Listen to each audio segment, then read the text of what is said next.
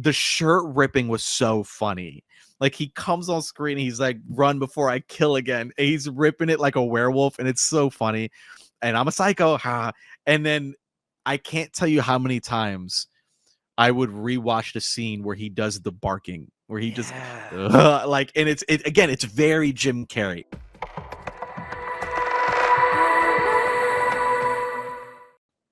Hello, friends. I'm Anderson Marchak. And I'm Ricardo Segarra. And we are the Panel Bros. Welcome to the panel. Welcome to the panel. Yeah. Well, here we are. Oh, yeah.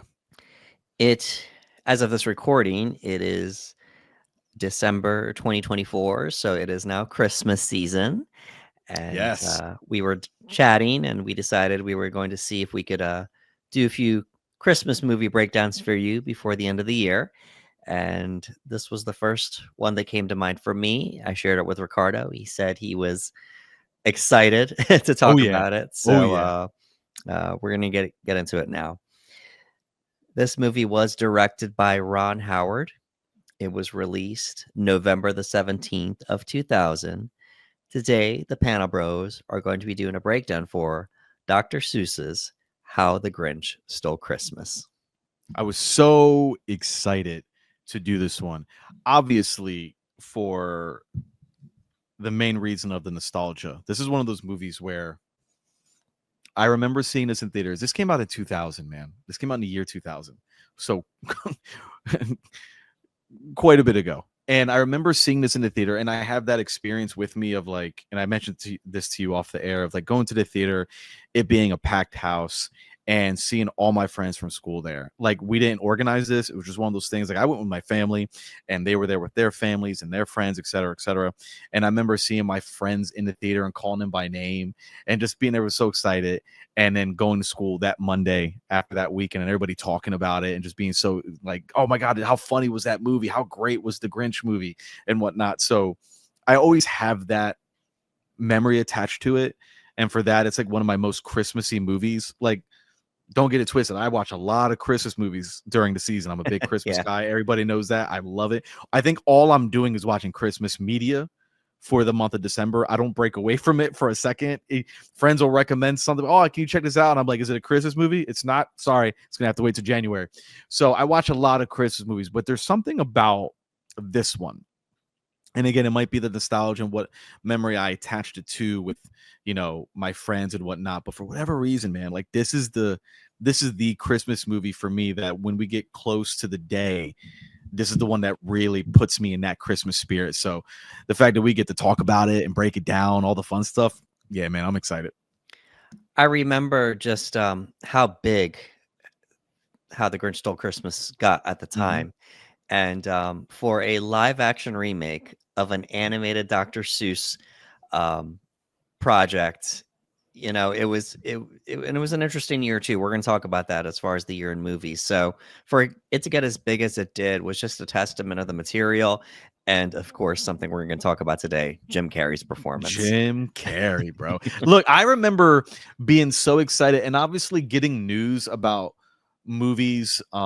It wasn't, I don't want to say it wasn't as out there back then, but I was much younger. I didn't know how to come across it. Like, I didn't know how to locate who was getting cast and what and whatnot. But this was one of those movies that at a young age, I was able, like, because we all were. It was Jim Carrey. Like, it was in magazines. It was in newspapers. Look how far back we're going. Newspapers. Like, oh, Jim Carrey's playing the Grinch in the live action version of How the Grinch Stole Christmas.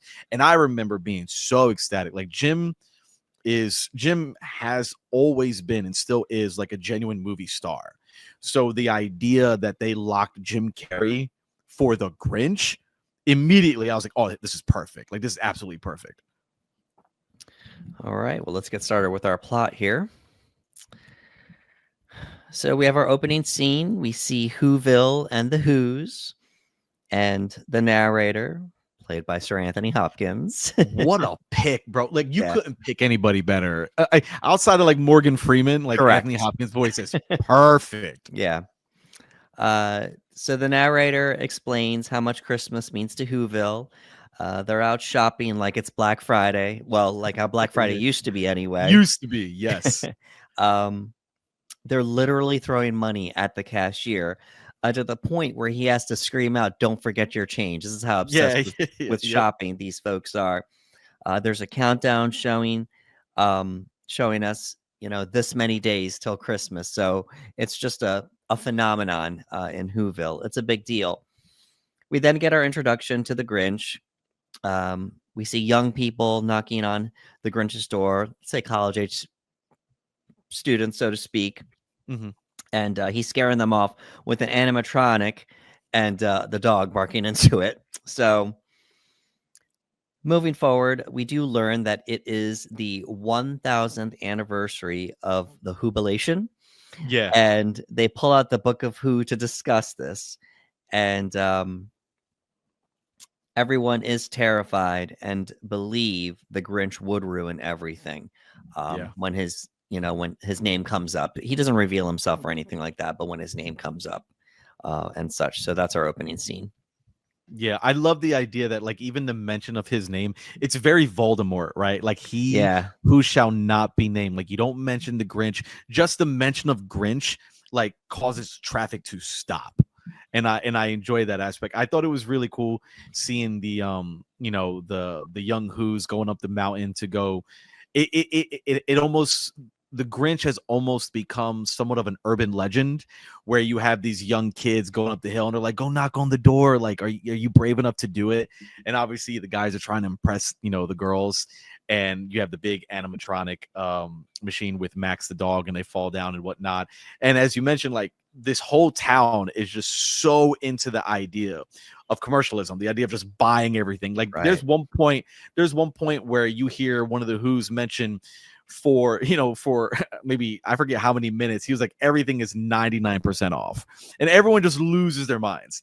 But as I was saying, I do like the idea that even the mention of the word Grinch is enough to halt everything in place, because I'm like, all right, he's definitely built up a reputation.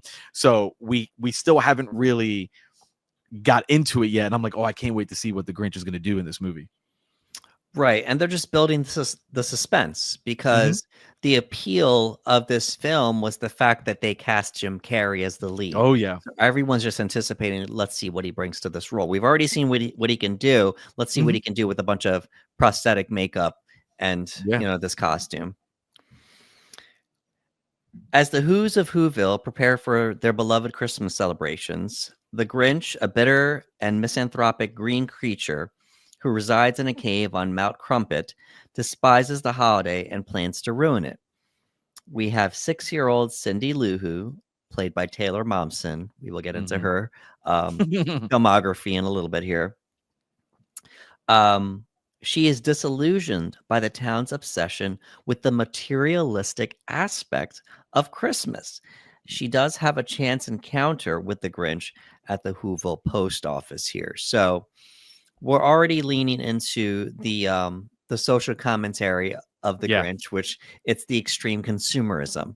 Mm-hmm. People talking about how this is just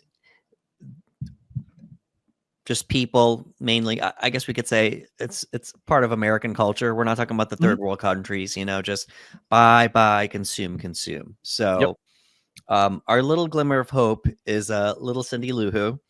Mm-hmm. So she starts bringing up certain things here. I put down this bit that when she stumbled on the Grinch, he was just giving them bad news in their mailboxes. So he's throwing That jury duty, blackmail, pink slip. again, and I mentioned this, there were moments that I can remember vividly. These are core memories in the theater when people would laugh. This got such a big laugh. Yeah. This absolutely got such a big laugh. The idea that he's doing the mail and he's like, jury duty, blackmail, pink slip, jury duty, chain letter, and he's throwing them all in there.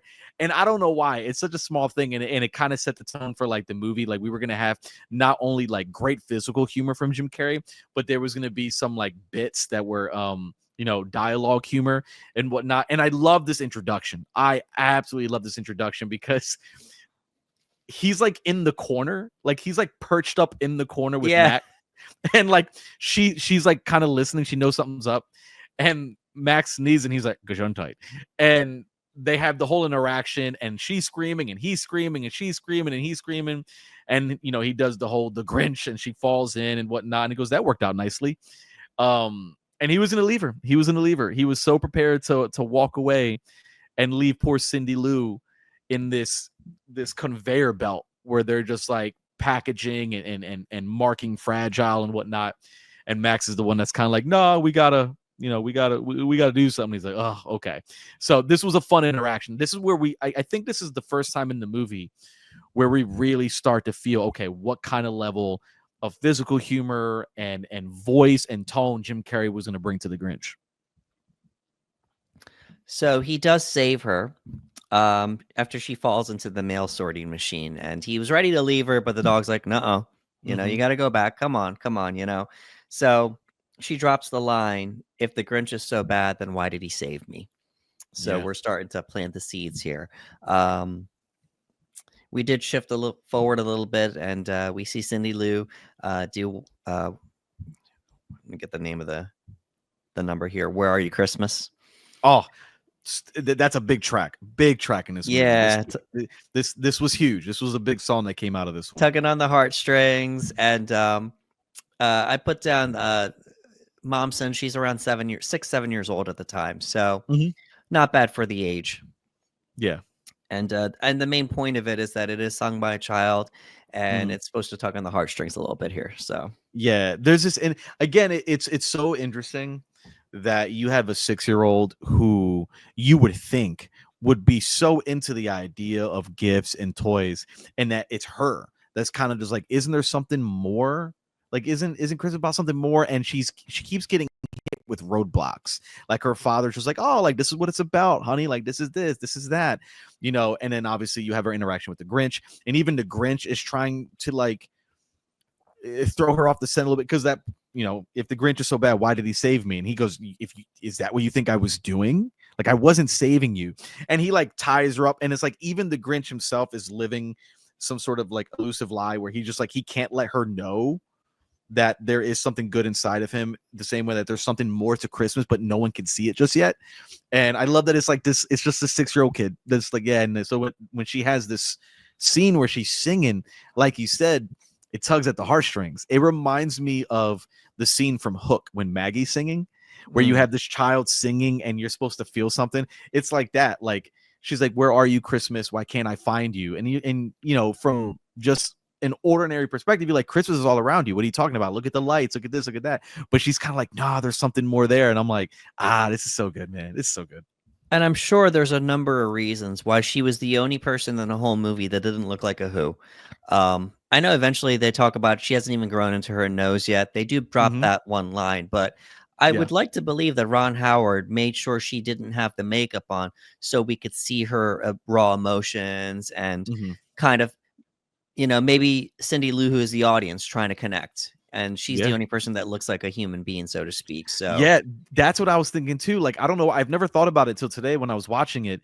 And again, as you mentioned, like, we know the whole time she's not grown into her nose. They make it a point to say it. But today when I was watching, I was kind of like, oh, it's got to be one of the things I was thinking about was like, she's us. She's like, she's our human counterpart. Like, she reflects us and whatnot, like what we know and everything else. And then the idea of like making sure that we, the audience, see her different from all the other Who's. Like, this is her way to physically be different. Obviously, they're all trapped in this idea of like, we have to buy gifts and toys and whatnot and this and spend money.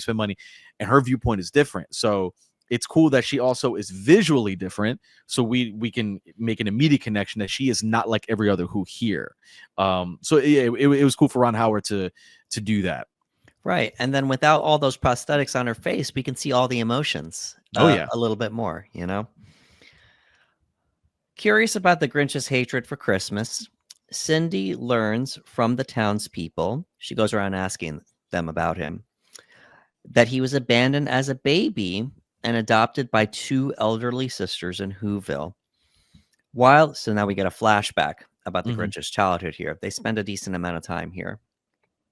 While in school, the Grinch had a crush on his classmate, Martha May Whovier. Though Martha reciprocated his feelings, Augustus Mayhew was jealous that Martha liked the Grinch and not him, and frequently picked on him for his hairy appearance. In an attempt to impress Martha, the Grinch tried to shave his face but ended up cutting himself. When Augustus and his other classmates ridiculed him during a Christmas celebration, he snapped, declaring his hatred for Christmas. Ashamed, the humiliated Grinch fled to Mount Crumpet, vowing never to return. So this is the trauma that the Yeah. Grinch goes through that causes him to hate Christmas. So, first of all, let's get to the mental health aspect here. That this character here Mm-hmm. was abandoned by his parents. Yep. We don't know why. Were they Grinches too that looked like him, or was he born different Mm-hmm. from whoever his parents were? And the parents were like, "Oh no, we can't be apart. We can't do this." So it's never really explained. The assumption is that his parents were normal-looking Who's, and Yeah, because like obviously they're telling Cindy Lou a version of their story of how baby Who's come to Whoville, and they're all coming in on their umbrellas and baskets. And what's interesting is that they make it a point to show you that all the other baby Who's have a place to go. Like they are all being quote unquote delivered by fate exactly where they're meant to be. And yet the Grinch doesn't have that. He doesn't have a quote unquote sanctuary or assigned place. And he just ends up in stuck in this tree, if you will, outside of a party, and he's adopted by these two sisters. But, we're led to believe that essentially he was there was no one there for him. And it's a really sad notion when you think about it, and in all the other aspects that come following that event. yeah, and here we go. It's just a social commentary on just being ostracized by society because of the way you look or the way you act. He couldn't help the way that he was born. He was Nope. born looking that way, and Nope. he was ridiculed for it. And all his the way his ways that were eccentric and such, but that was just a part of his personality that had nothing to do with the way that he looked. Yeah. So for whatever reason, he was ostracized. He did get treated, I guess we could say, nicely by Martha May. Mhm. And she did a good job of just having empathy towards him as the story was going along. And I did put down here, there was some really nice listening here from little Cindy Lou. Mhm. So she was doing a really good job of just, Momsen actually just listening during the flashback there. Oh, Yeah, the whole side note. scene was tragic. Oh, go ahead. Yeah, that's okay. I guess they did it for humor. They did the whole trope where the child looks like like it has the adult face, but the Just body of a small. Yep. child. Yeah. Yep. Yep. Yep. And it's like, and it's so funny because, and like, again, those prosthetics are vicious, man. Anybody who underwent those prosthetics, like, put in the time and work, because that is not a fun process. But what I was going to say is it's a really tragic scene too, because obviously prior to everything happening, the Grinch is kind of not into the idea of Christmas either. Like he's not really into it. He doesn't, whatever. But the attention he gets from Martha Mayhew, Huvier, and she's very nice to him, and there's almost a flirtation, and it motivates him to actually get into the Christmas spirit. It's the one thing that motivates him to get in the Christmas spirit. And the idea that he doesn't have money to buy anything, he doesn't ask his adoptive mothers for help. He just kind of goes, okay, I'm going to build something. I'm going to make her something. And obviously they allow, it still to have like Grinch destruction. Like he's breaking things. He's like, woohoo, you know what I mean? But he makes something for her, and he makes this like beautiful angel out of ornaments and whatnot. And it's the work that he put in that made it so special just for her. And you feel awful because they mock him for the gift, and obviously they mock him for his appearance, and he destroys the gift. And it's really sad. It's really, really sad. He destroys the gift, he throws everything, and he takes off. And they even share a moment. He gets to the door and he looks back and he sees Martha, and they make eye contact, and he's kind of just like, he's not entirely happy with his actions, but he's just kind of like, I can't do this, I have to go. And he just leaves. And we get some great acting from her, and she's picking up the pieces, and she looks towards us, the audience, and her eyes are just full of water. Her heart's broken, and it's a really touching moment because it separates the rest of the class, Augustus and everyone else, even the teacher smirks, and Martha Huvier. Like, you can see that there is a good who in her, and she even says it was such a sad day when they were so cruel to him. And he was ostracized, and like you said, he climbs away and he declares his hatred for Christmas. He goes, I hate it. I absolutely hate Christmas. And for anyone to go through that, you can't really be mad at him. You know what I mean? Determined to include the Grinch in the Christmas festivities, Cindy nominates him as the town's holiday cheermeister, much to the dismay of Mayhew, who is now the mayor. Mm-hmm. So Cindy references the Book of Who, and the mayor makes up a lie to exclude the Grinch. He says, well, it also says in there, blah, blah, blah. And she says, you were lying. You just made It's a up. great back and forth that they have. And she's like, it doesn't say that. And he goes, oh, it does. It's right here. And she goes, what page? And he goes, I lost. And I love that there's a back and forth here. Like, there's a back and forth. But like you said, he's trying so hard to be like, nope, can't happen. Can't happen. Yeah. And good on Cindy Lou Who. She had a little fight the power moment, Yes, she did. Stand up against the man. The man was trying to say, oh, blah, blah, blah. It's like, oh, no. Don't try that. Yep. So she had receipts, like she had it memorized, and she was like, no, this is what it says. And he tried deliberately to take it away, and it was like, no, she wasn't having it. And I do love that she is able to get the checkmate at the end of that conversation. Like, she wins that argument. And they're like, okay, all right, let's see what happens. You know what I mean? We'll offer it to him, but if he doesn't come down, then the mayor will wear the crown. And he's like, more or less. All right. So then Cindy goes up to let him know about this, and this is a great scene here. So this whole sequence is amazing. Oh, it's gold. All righty. So Cindy invites the Grinch in person. Now she brings the card to him. And Carrie leans into trying to scare her away. He screams at her. He makes faces. He rips his shirt, run before I kill again. And he has the infamous line from the trailer, I'm a psycho. And then he bites the shirt. It's hilarious. And then he starts barking. He starts barking. It's just full on Jim Carrey, Yes. It's so funny. And I love how throughout the entire movie, Cindy Lou is just standing up for herself. It doesn't matter in any regard. So like, he's trying so bad to scare her, and she's just taking it. You know what I mean? She's like, do you need a timeout? I don't think so. Things of that nature. And the shirt ripping was so funny. Like, he comes on screen and he's like, run before I kill again. And he's ripping it like a werewolf, and it's so funny. And I'm a psycho. And then I can't tell you how many times I would rewatch the scene where he does the barking, where he just and it's very Jim Carrey. It's very Jim Carrey. And I love the bit where he breaks the fourth wall and he looks at us and he's like, kids today, desensitized by news and television. And it's this nice callback that we hear all the time. It's like, oh, what are you kids watching on TV? And I love the idea that his excuse for Cindy Lou Who not being bothered by him in the slightest has to do with like, she probably watches a lot of TV and news and movies and media. It's kind of ruining it. And he's like, well, what do you want? And she explains to him the whole deal.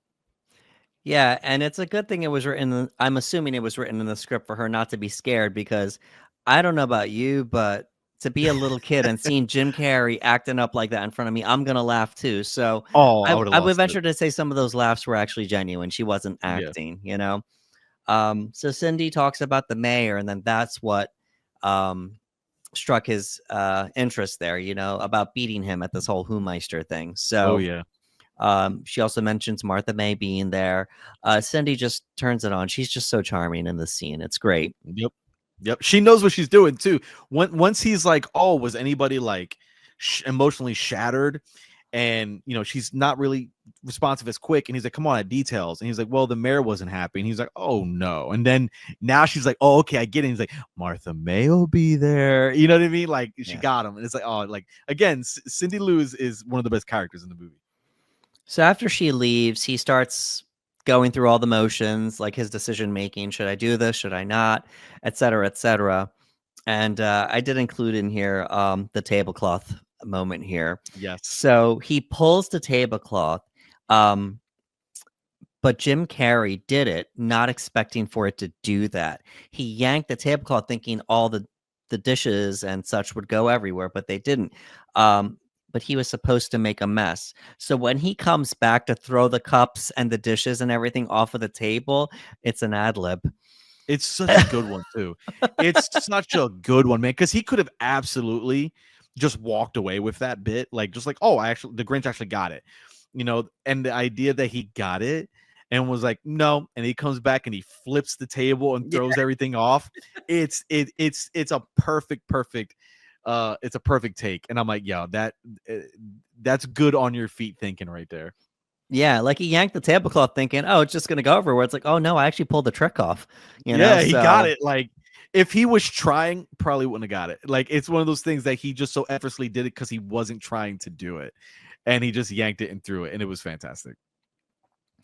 So reluctantly, the Grinch does agree to attend, seeing an opportunity to confront his childhood tormentor and potentially reunite with Martha, who is now Cindy's neighbor. At the ceremony, the Grinch participates in various events and he starts enjoying himself. So this is a great montage here. Yeah. Also hilarious. So we see his adoptive parents come down and put a sweater on him. He drops the line saying, you're still alive? It's so funny. They're like, "Oh, hi," and he's like, You two are still living." Like, it's such a funny bit. I'm telling you, there's a lot of bits throughout the movie like that. They just throw at you that are extremely funny. The whole montage is great, but that line was so funny. Yeah, I mean, you'd think he would be touched to reunite with the people that raised him. No, you're still alive, No, so you two still living? Like, it's so good. we see the chair of cheer. It just keeps cutting back and forth to the chair of cheer. We have the pudding. They're shoving all that stuff in his face. The Christmas conga, the fruit cake, the fudge. They play Chariots of Fire as he's crossing the finish line. By the end, everyone is cheering for the Grinch. Once again, Jim Carrey just leans in here. I wrote down that the part that makes me laugh is when they're shoving the fudge in his face and he's eating it, as he's sitting there and, oh, is that all you got? Is that all you got? Come on. It gets so aggressive. And the montage is fantastic. Like, they're doing the sack race and he's like pushing kids, like he's knocking them over and he wins and he's like, no child can beat the Grinch, and everybody's cheering. And then you have the fudge and they're shoving it in his mouth. And in the beginning, he's just kind of like, it's too much, right? Like, it's absolutely too much. And they're shoving things in his mouth, and it's a pudding contest. And we talked about this. Someone's like, this is not pudding. And he puts it in his mouth and he just spits it out. And he just hits what is it? And they just keep shoving it in his mouth. And as you mentioned, like, he just gets to that point where he's just like, all right, forget it. You want to go? Okay, let's go. And he's like biting their fingers, like they're shoving stuff in his mouth, and he's just like, he's just biting their fingers. He's like, come on, is that all you got? Is that all you got? It's so funny. Again, the entire montage lands. I can only imagine how much they filmed that didn't make it into the montage, because everything they got in there was fantastic. Yeah, and as you know, Ricardo, when you're eating on film and there's multiple takes, they have to spit the food out. Rarely will the actor get to eat. So they must have went through a lot as far as just shoving all that food in poor Jim Carrey's face. And oh man, he must have gotten sick that day. I'm telling you, look, Jim went through it in this movie, man. And this is one of those things where, like, yeah, like, you get a spit bucket. A lot of people don't even know that even something just like as simple as eating something small like a burger, like the amount of takes you're gonna do and resets, they're kind of just like, all right, take a few bites, spit in the bucket. So I can only imagine how much food they actually shoved in his mouth that he was just like, dude, I'm done. Yeah, and you have to emote, you have to be audible, you have to hear what they're saying and stuff like that. So a lot of it was probably just him mumbling, and it's like, oh no, we got to do it again, chew, say your line, and so on. So I appreciated that aspect of the montage. Unfortunately, The Grinch's mood changes when Mayhew gives him an electric razor as a cruel reminder of his traumatic past. To further humiliate the Grinch, Mayhew proposes to Martha in front of everyone, offering her a new car as an engagement gift. Furious, the Grinch lashes out at the Whos, accusing them of valuing Christmas only for its materialism. He then Mm-hmm. shaves the mayor's head, lights the town's Christmas tree on fire, and goes on a destructive rampage before returning to his cave on Mount Crumpet. It's unfortunate. This is a PG movie, but Carrie tries to push the limits here. He says, "Stupid, stupid, stupid," and pucker up and kiss it, Whoville. It's he takes the mistletoe and puts it near his rear Yeah. and it's just like, all right, I can't.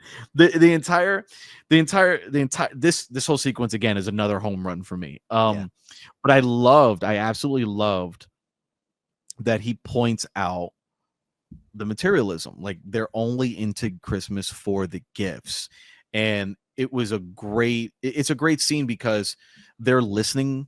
I'm not saying they're actually listening and understanding what he's saying, but he tells him, he goes, where all your gifts come? Do you know where they go? They all come to me in the garbage. You see what I'm saying? In your garbage. And he's like, you guys will play with this for a little bit and you throw it out. Hey guys, you do this and that. He goes, you guys will get a pony, ride it until you're done and bore with it and send it off to make glue.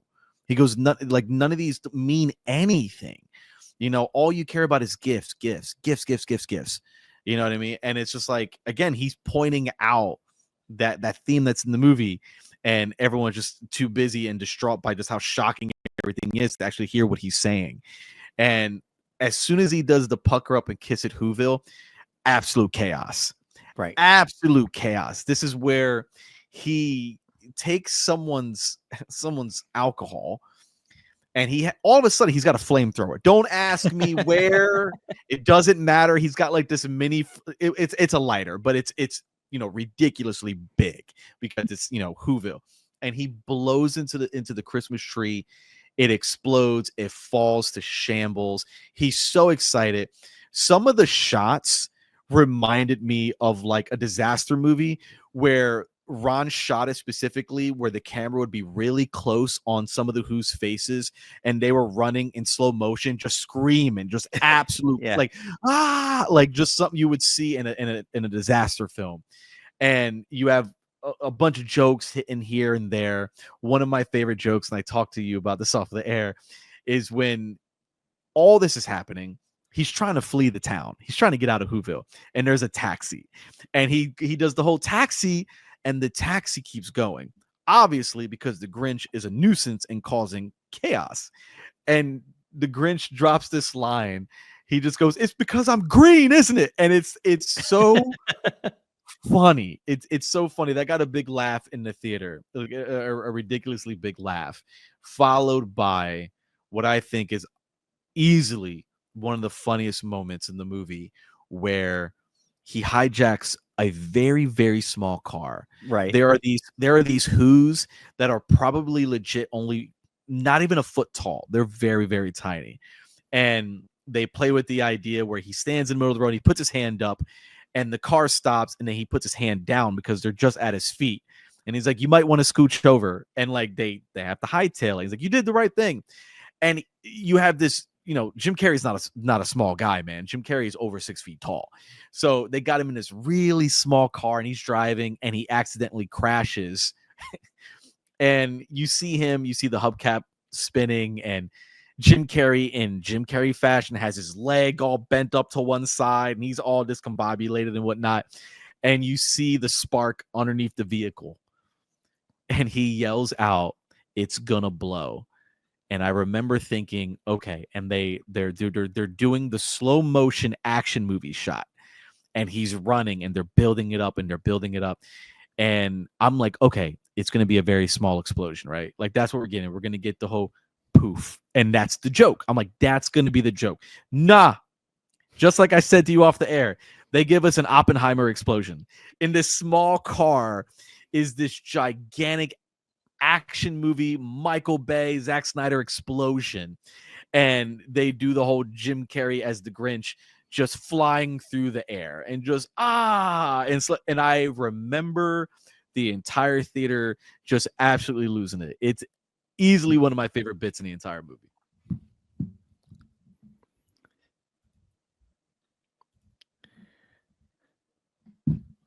Learning that the Who's still plan to celebrate Christmas with a spare tree and unshaken spirits, the Grinch hatches a plan to steal all their presents, decorations, and food while they sleep. He's determined to ruin Christmas once and for all. Disguising himself as Santa Claus and dressing his dog Max as a reindeer, the Grinch descends into Whoville on a high-tech sled. And this is where we get "You're a Mean One, Mr. Grinch," the number. Yep. So I learned that Jim Carrey does sing the entire thing. He does an impression for each character to voice in the song.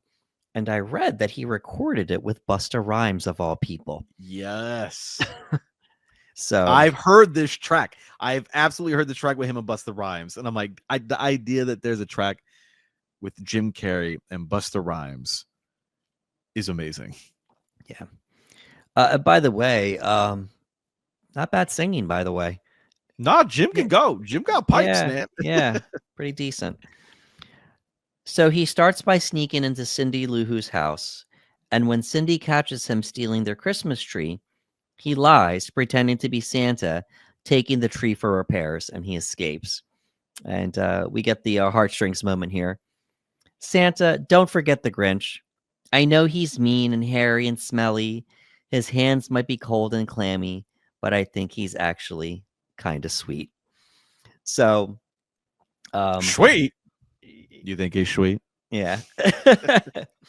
And then, thinking it's going to get through to him. Yeah, very poor judge of character. It's so, again, that was another joke that landed really well because he was like, sweet kid, bad judge of character. And it's just like, oh man, we thought we got through. We didn't. No. Methodically, he strips the entire town of its Christmas goods, stuffing everything into a giant sack and driving it to the top of Mount Crumpet, intending to push it off. On Christmas morning, the Who's wake up to discover the theft, and the town is devastated. Mayor Mayhew accuses Cindy for giving the Grinch the opportunity to ruin their holiday. But her father, Postmaster Lou Luhu, defends her, reminding the town that Christmas is more than gifts and decorations. He drops the line, "I'm glad he took our presents."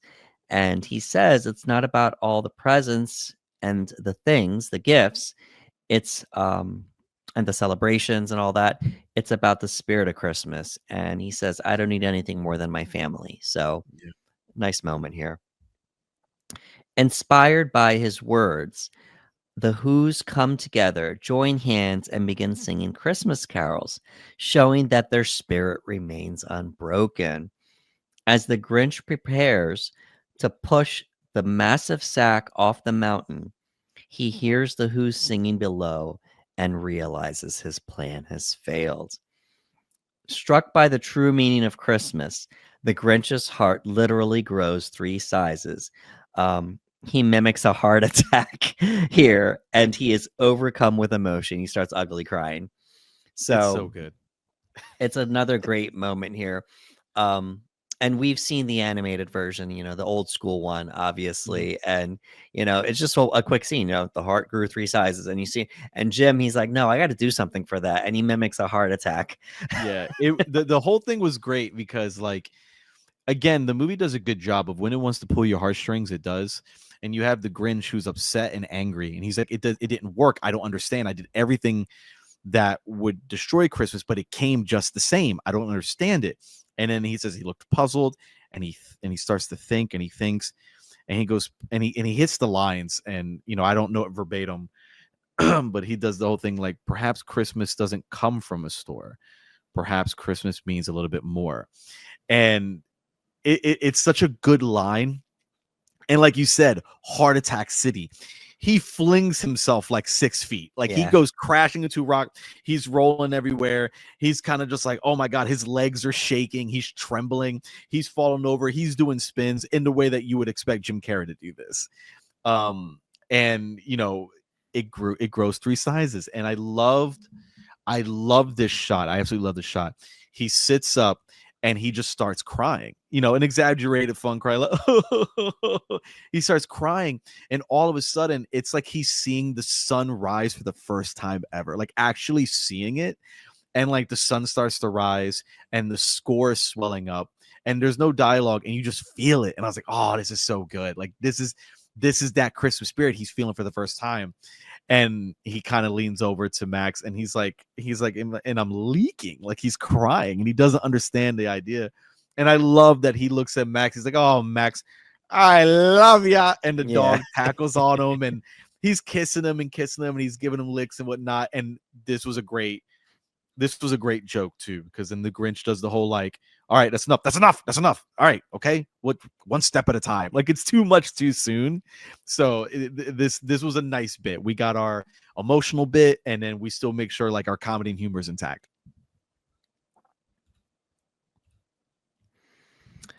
Just then, the sleigh, along with Cindy Lou who has climbed aboard, begins to slip over the edge. And Cindy Lou, you know, she drops the line, I came to see you. No one should be alone on Christmas. And it's hitting him again, you know? Yep. In a moment of heroism, the Grinch saves both Cindy and the sleigh, returning all the stolen goods to the town. So we get like an action sequence here. I shared the screenshot of you know, he's trying to save her, and then eventually they're in the driver's seat there, just you know, coming back into town. It's another great moment. Oh yeah. Back in Whoville, the Grinch apologizes and surrenders to the authorities. He holds his hands out, waiting to be arrested. They pardon him despite Mayhew's demands for his arrest. Fed up with Mayhew's selfishness, Martha May returns his engagement ring and finally professes her love for the Grinch. And the Grinch, you know, he offers Mayhew a handshake. He says, no hard feelings. And then he gets his dig, and he laughs in his face. It's so good.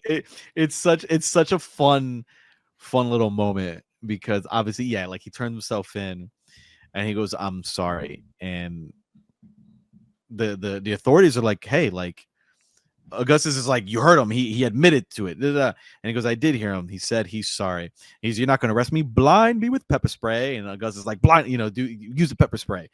And for Martha to be like, all right, nah, enough is enough. The idea that she looks and she's like, my heart belongs to someone else. And Grinch is still kind of just like, who? Like, who? He's like, me? And then he does the whole dance, and he's so excited. So I thought that was it. I was like, all right, that's like, he got it out of his system. He's laughing, whatever.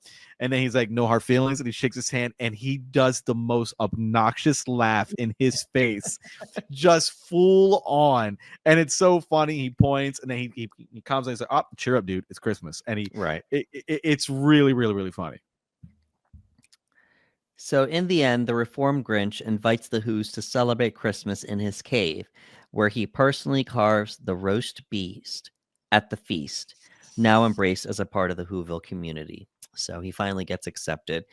And that's our movie. Yeah. So the initial thoughts I had upon this rewatch were clearly about Jim Carrey's performance and how much he just made this movie. But in addition to that, I thought Taylor Momsen did a great job. Just as the child actor here, going forward with it. We touched on it before, like, you know, the fact that she didn't have the prosthetics on the face allowed us to connect with her character a little bit more here. And just, you know, for me, just coming back to Jim Carrey's performance, there were so many bits, and I laughed so much just watching this movie. Yeah, I remember the first time watching it. Again, I was a big Jim Carrey fan growing up. I would imitate him at home.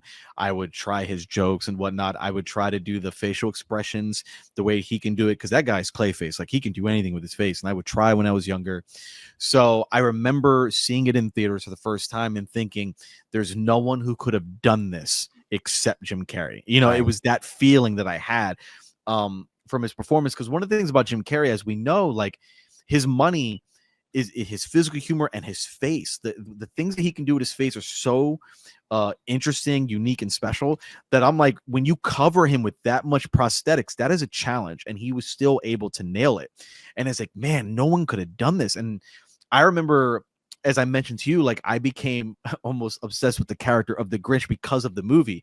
Again, I was in ninth grade, I believe. I was in ninth grade, and just being like blown away. No, ninth or 10th grade, one of them. It came out in 2000, so either ninth or 10th grade I was in, and just blown away. And I remember I was really big. I kept trying to talk like him, like out of the side of his mouth, like, "Are you having a holly jolly Christmas?" Like I would try it because I was so infatuated with how good Jim Carrey did in the movie, and I was like, "Oh, he's great."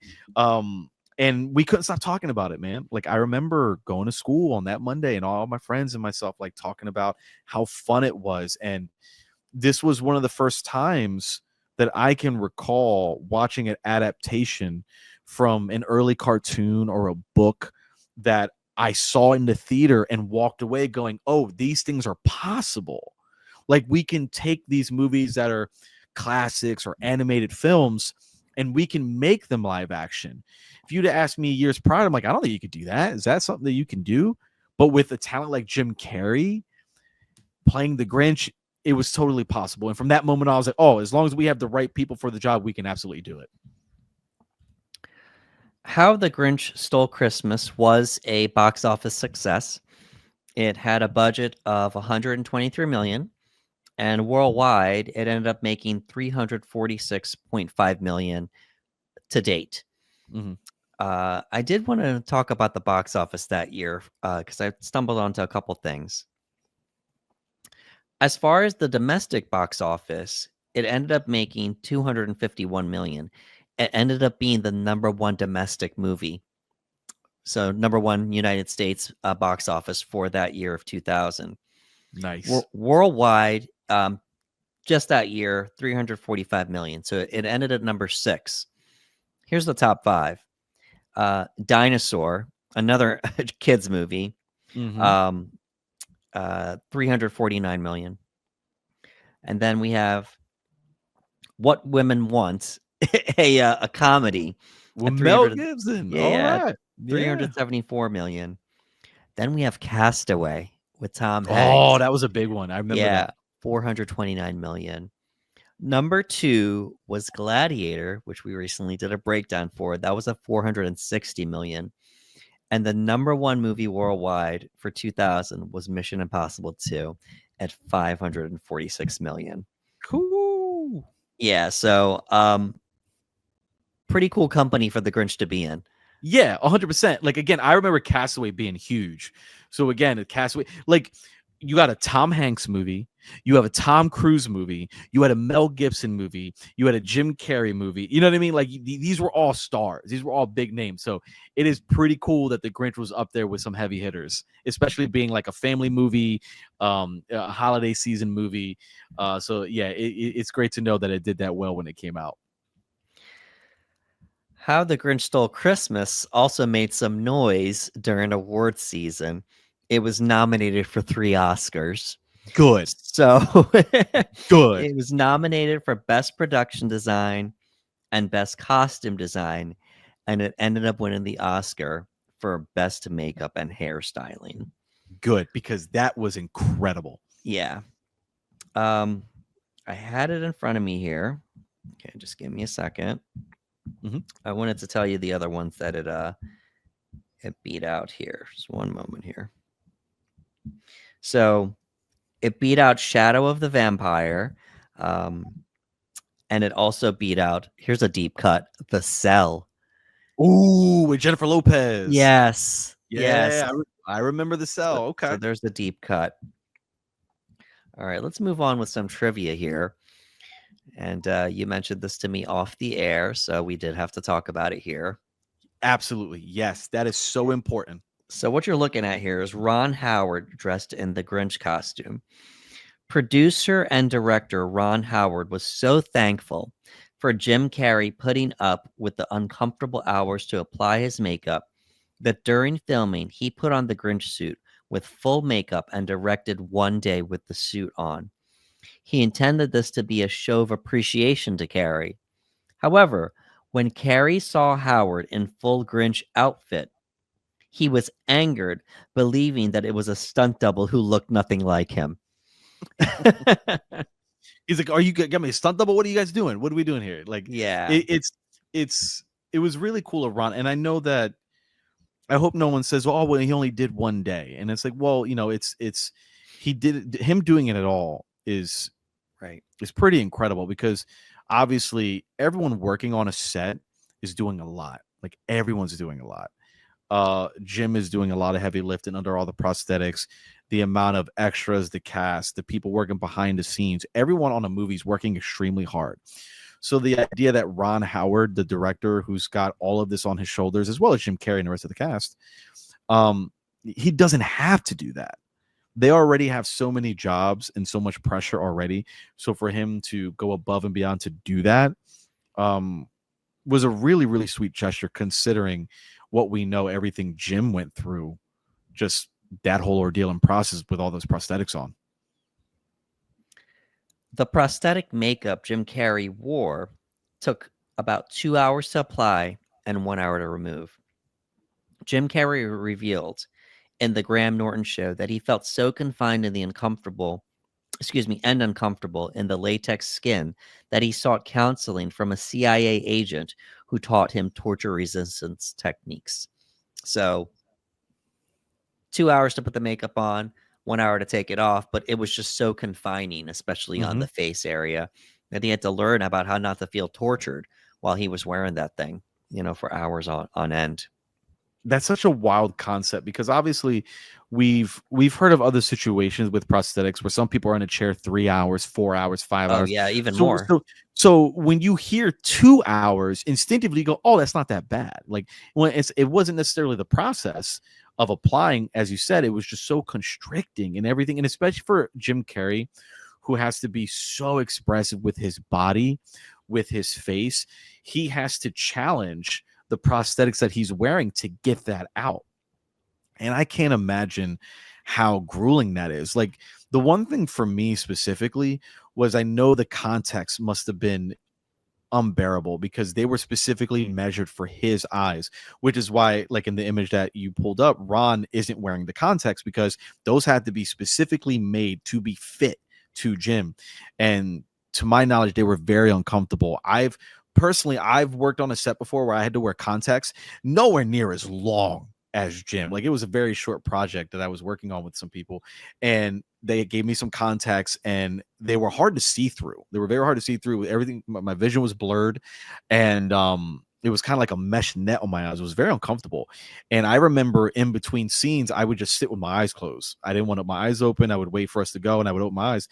And that was just not even a decimal of what Jim Carrey had to endure. So I know that him going that many days, that many hours, the fact that he had to go to a CIA operative to learn how to deal with like this anti-torture method and whatnot, and pick up all these habits to help him get through it, whether it was smoking cigarettes, whether it was actually inflicting pain upon himself by either pinching himself really hard or I read that, yeah. like pinch himself really, or hitting his leg. Like he said, in between shots, he would hit his leg, like just to kind of get his mind off of everything else. Again, that's a lot, dude. Like it's no secret that I can like that this entire filming process morale probably got knocked down a couple times because of how difficult that was, not just for him, but for everyone, for the makeup artist, for the makeup team, for everyone. But again, especially Jim, who has to wear that entire costume that Baker made, that which is one of the best I've seen on film.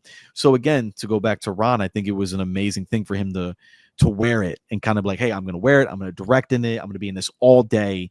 Like this is me trying to give a little bit back and, lift morale a little bit.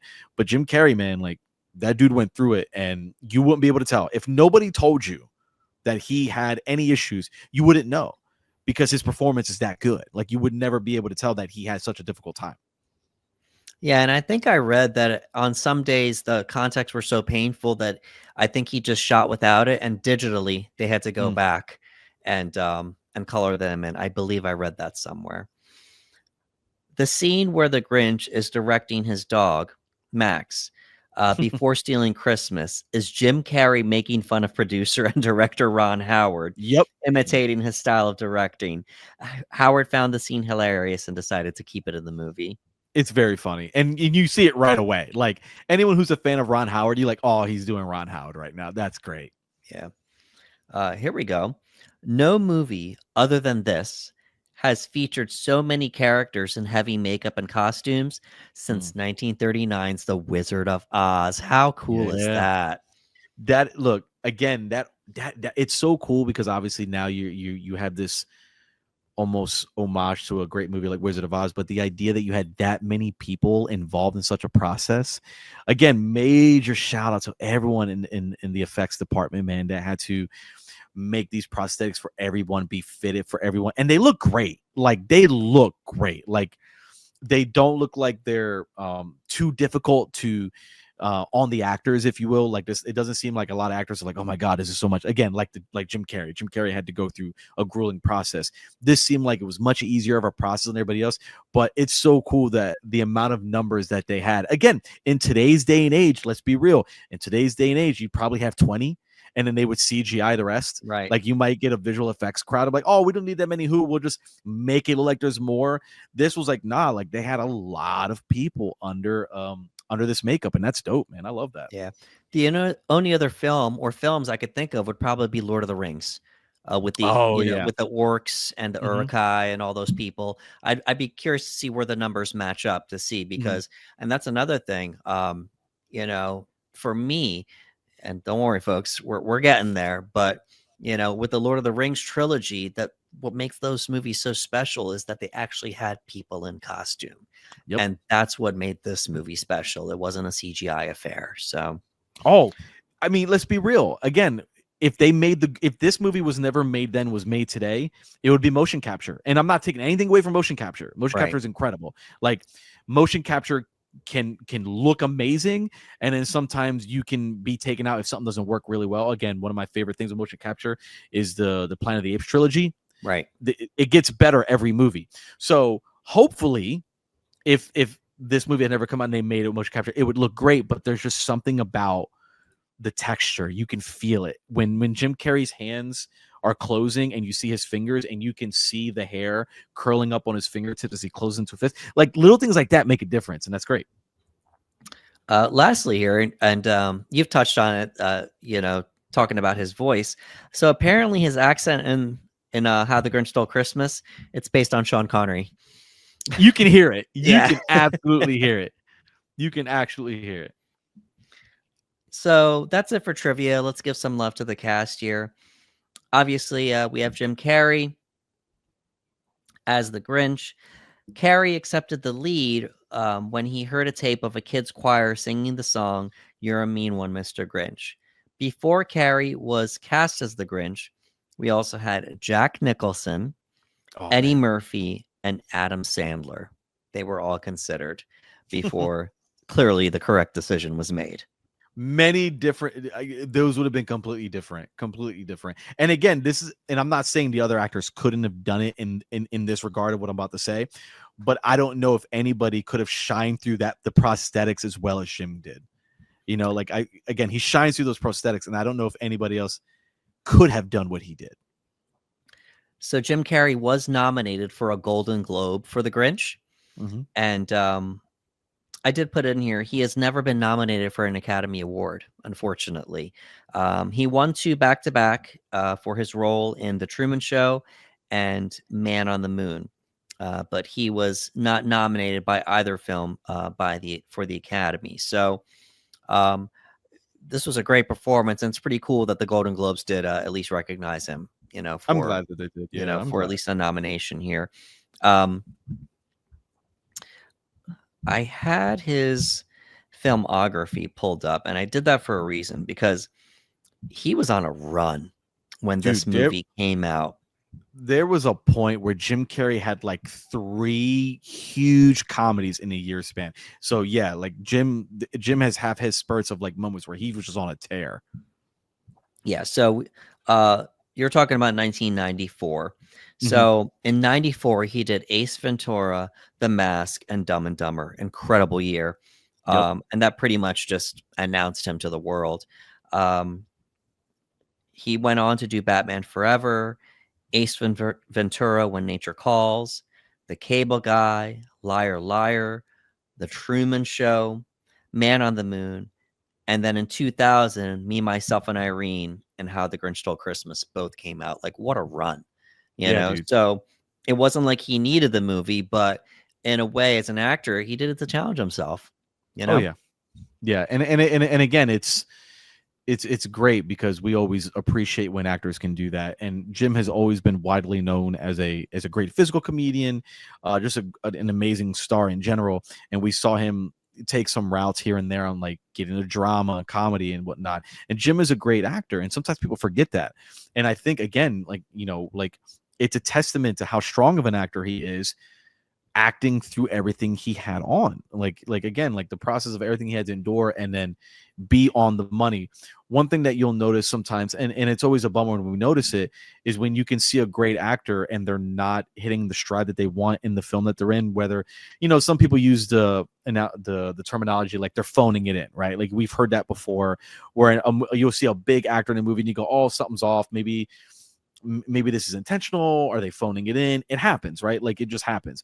There are some actors in film that you never feel that. You just never feel them waver. Guys like Nicolas Cage, you never feel them waver. Jim Carrey's another one. Jim Carrey is one of those guys that you never see him waver. It doesn't matter what's going on the set, prosthetics, makeup, etc. It doesn't matter. So I do think it's good to acknowledge that aspect of like him pushing himself and doing that. Because again, man, like I'm sure there were times in this movie where they weren't sure how they were going to finish. Like, I'm sure that thought came up, like, how are we going to finish this, man? Like, this is a lot. This is a lot. And he pushed himself and he succeeded. I don't, I don't think he ever decided to ever go back into prosthetics like that again. But, he definitely challenged himself. And I think it paid off. Moving on from Jim Carrey, we have Taylor Momsen as Cindy Lou Who. And in the Mm-hmm. film, she's 6 years old. Um, Most of you might recognize Taylor Momsen from her days in Gossip Girl. She was in a TV show. She's done a couple things here and there. Eventually, she quote unquote retired from acting, and she is now the lead singer in her own band. I can't think of the name of the band right now. Alrighty, I did know the name of the band before. The Pretty Reckless. There we go. Okay. Yeah, the Pretty Reckless. So, but this is how she got her start. We have Jeffrey Tambor as Mayor Augustus Mayhew. Mm-hmm. We have Christine Baranski as Martha Mayhoovier. She's a seasoned actor there. Yeah. Let's see. Bill Irwin as Lou Who. Molly Shannon as Betty Lou Who. We also mentioned Sir Anthony Hopkins as the narrator. Hopkins recorded the entire narration for the film in a single day. We have famous voice actor Frank Welker. He performs the vocal effects for Max. Mm-hmm. And, of course, Ron Howard's brother, Clint Howard. He's Briss Who, the mayor's aide and servants. And one more note here. Bryce Dallas Howard was in this movie as well. She's credited as Surprised Who. Yeah. So clearly, good job by everybody, of course. Shout out to the cast, but obviously it's Jim Carrey's show, as far as this movie goes. 100%. But I did want to give a shout out to Taylor Momsen. Not bad, Yeah. child actor in a breakout role and opposite Jim Carrey. Good for her, Yeah. And we've heard child actors talk about the experiences sometimes. I've heard I forget the young actor's name who worked with Jim Carrey on Liar Liar, and just talking about what it's like to work with someone as big as Jim Carrey, because again, Jim Carrey was widely known by the world. So it would not be shocking to believe that even though she may have been 6 years of age, that she knew of Jim Carrey through movies and television and commercials, if you will. So the idea that she's going to work opposite like this big star, maybe it's a little bit easier for her as a child because maybe they she sees him and not necessarily the star. But she did great, and they have great chemistry together. And their scenes together are fun and great. Again, I love their scene at the end when they're riding down on the sleigh together and they're playing and they're going side to side. You could tell they're just having a ball. And that's awesome. That's awesome because again, sometimes when you have an adult actor with a child actor, if that chemistry is not there, you can feel it. But that's never the case here. And she does a really, really good job. She has this great innocence to her that lends itself really well to Cindy Lou Who. You got the heartfelt moment with the singing, and the whole time you're rooting for her. You're rooting for her. She's an adorable little thing, and you're kind of just like, oh, she's great. And she compliments, the Grinch so well. So yeah, she gets a good shout out.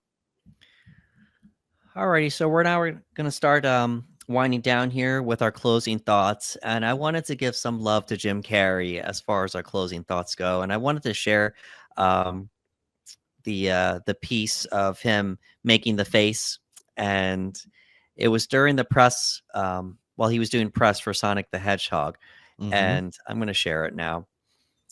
So, it's supposed to be playing. Hold up, there we go. Look at this. Look at this transformation. Unreal. Can't believe that, Unreal.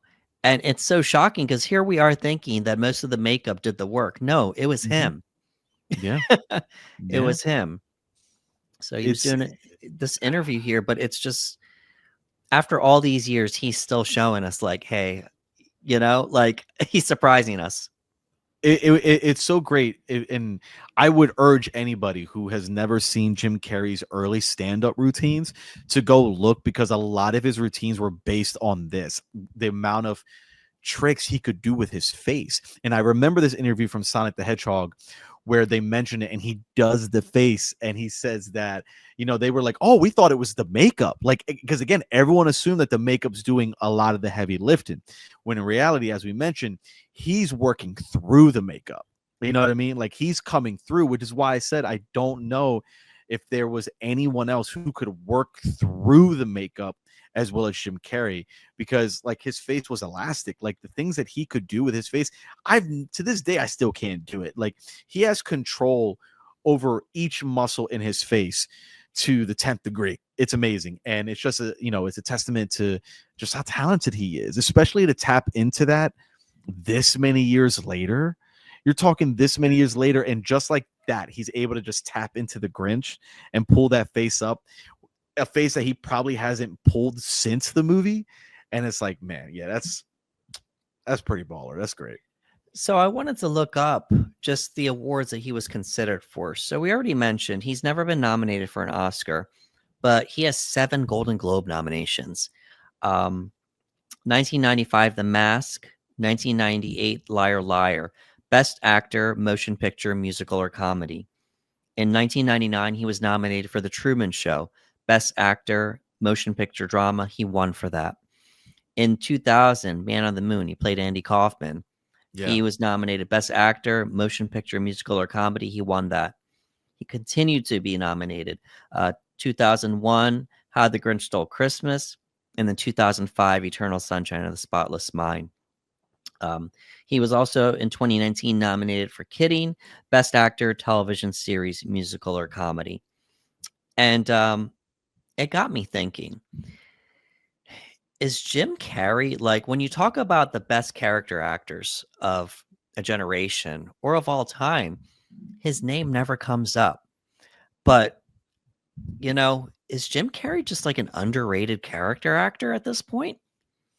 It's a good question, because like you said, like I feel like I don't want to say it's somewhat of a forgotten thing, because it's one of those, Jim Carrey's so talented, and I feel like people often put him in a box where they're like, oh, Jim Carrey, like, yeah, he's silly, and that's it. They're kind of like, oh, he's such a silly actor, like he's such a funny actor. And again, he is silly and he's very funny, but like he can do amazing character work. And even though a lot of these characters happen to be silly and or funny, does not negate the fact that he is a terrific character actor. I liked watching him, make some subtle moves in film. One, for example, that comes to mind was when he was in um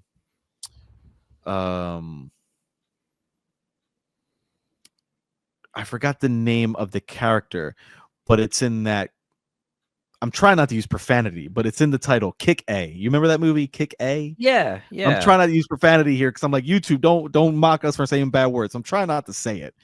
But he's in the yes. sequel, and he Sergeant Stars and Stripes, yes, and he's Colonel Stars and Stripes. There we yeah, go. and he's got like he puts on a voice. He asked for prosthetics to just cover here.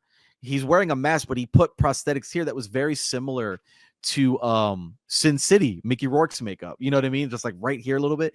And like again, it's great character work, but I feel like Right. sometimes people it just goes underappreciated. And I feel like Jim Carrey has great character work throughout the years. Like when you think about some of his most successful characters, like that's what it is. It's great character work. And you're right. Now that I think about it, and I haven't, you don't really hear his name come up too often when people talk about great character actors. And maybe it's the genre. Maybe people just aren't thinking. Maybe the genre makes people think otherwise. I honestly don't know what it is. Yeah, and a lot of his stuff is comedy based, and Yeah, comedic acting is it's hard. it's very It's hard. not it's Yeah. not it's not easy, but he's got some drama in there too. You talk about Mhm. um, Man on the Moon, The Truman Show, Yeah. Eternal Sunshine of the Spotless Mind. So he does have the ability to do dramatic acting if he can. But I was just looking at this just filmography here and just, you know, he's a good character actor, you Oh know? yeah, very much so. Very much so. So I also did want to touch on the fact that you did say that at the time in 2000, the whole live action remake of an animated movie was kind of a new thing. Yeah, And it wasn't. now Yeah, and now it happens all the time. all the time. you know, All the time. It was. mostly CGI, Mhm. sometimes. Um, but for me, it just the fact that this was all live action and a lot of we talk about it all the time. Practical effects Yep. it's why it connected so much with audiences and why it made such a dent in the box office. It got nominated for 3 Oscars. Yeah. Um, and then why we can look back at it and say, this is a pretty substantial Christmas movie. Why it was so special at the time. Yeah, and like as you mentioned, like the sets are practical, the makeup's practical, like it's the CGI is used when it needed to be used. Um and yeah, like to nowadays we see so many. At the time it was still at the time it existed, but just not on the level of today. Like I remember being a kid and seeing the live action Teenage Mutant Ninja Turtles, the live action Flintstones movie. There were significant gaps between this movie. And again, the one thing that I was kind of taken back was like, well, how are they going to do the Grinch? I don't understand. Like, how can they make that work?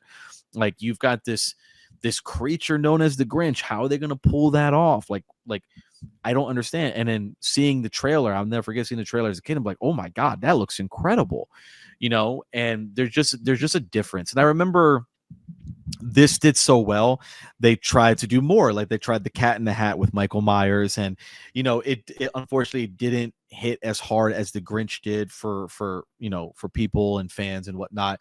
And they kind of were like, all right, like we're not necessarily going to try this anymore. But again, I think it's just a testament to how good the Grinch was. It was special. It was that lightning in the bottle. And they were able to hit it once, and after that they were kind of like, all right, we tried it again, it didn't necessarily work, but this will always have a special spot in history because this one actually worked. Alrighty, folks. That was the Panel Bros official breakdown for Dr. Seuss's How the Grinch Stole Christmas. If you could please give us a like, share, and subscribe on YouTube at the Panel Bros, we'd appreciate it. If you do that, that helps our reach so more people can listen to us and more people can view us here on YouTube. Also, if you could please leave us a comment below, letting us know how you felt about our breakdown for How the Grinch Stole Christmas, we'd appreciate that as well. We also wanted to let you know, we'll see how many more Christmas movies we can do a breakdown for by the end of the year. Definitely one more. We'll see if we can do 2 more by the end of the year, and we'll let you know about that. Yeah. For Ricardo Segura, this is Anderson Marchak saying, thank you for coming to the panel.